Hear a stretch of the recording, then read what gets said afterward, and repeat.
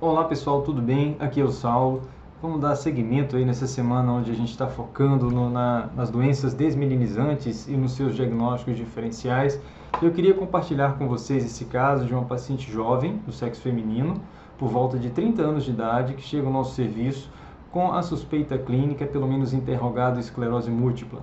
Então, nosso papel aqui na imagem seria identificar aqueles padrões mais característicos e se existem alguns sinais que possam sugerir um diagnóstico alternativo não esclerose múltipla, né? A gente sabe que tem algumas doenças que simulam, do ponto de vista de imagem, doenças desmelinizantes.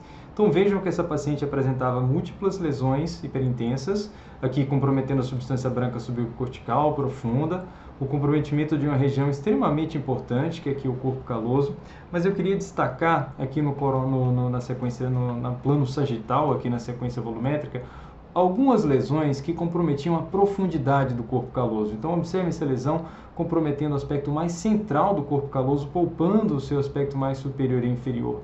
Uma outra lesão aqui no esplênio do corpo caloso, de novo, comprometendo a sua porção central.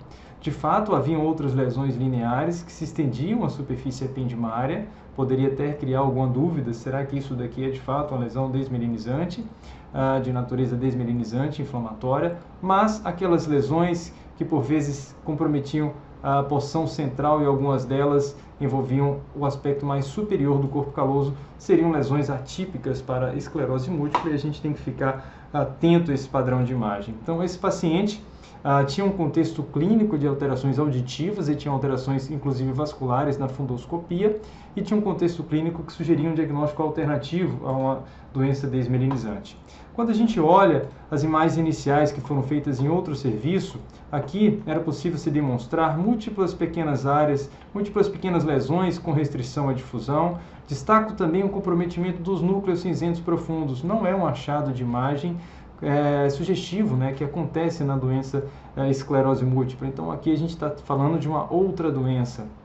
Essa paciente ainda tinha outras lesões isquêmicas com restrição de difusão comprometendo os hemisférios cerebelares. Essa paciente teve o diagnóstico do ponto de vista clínico, né, de síndrome de Sussac. Ela tinha alterações auditivas, tinha alteração na fundoscopia e tinha um padrão de imagem bastante sugestivo. O interessante também é a análise evolutiva aqui do padrão de imagem. Vejam que essa é uma imagem inicial do momento do diagnóstico, onde podíamos observar várias lesões. Essas lesões praticamente desapareceram nos estudos de controle. Esse é um padrão que acontece na síndrome de Sussac, pouco comum para doenças desmelinizantes, esse padrão assim, de você praticamente desaparecer as lesões que a gente observava aqui nos estudos iniciais.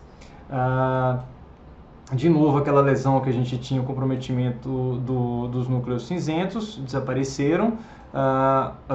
Uma lesão aqui do pedúnculo cerebelar médio também desapareceu. Então a mensagem é essa: diante de uma lesão que possa parecer uma lesão desmelinizante, é nossa obrigação procurar por alguns sinais que possam sugerir um diagnóstico alternativo. Aqui eu destaquei pelo menos dois: o comprometimento de núcleos cinzentos profundos, não é comum em lesões desmelinizantes, a gente tem que pensar pelo menos em doenças de etiologia vascular, como a síndrome de Sussac. A gente sabe que é uma endoteliopatia de mecanismo autoimune, e o comprometimento do corpo caloso, que no Sussac se faz com lesões características que comprometem mais a porção central do corpo caloso. Espero que tenham gostado. Até a próxima.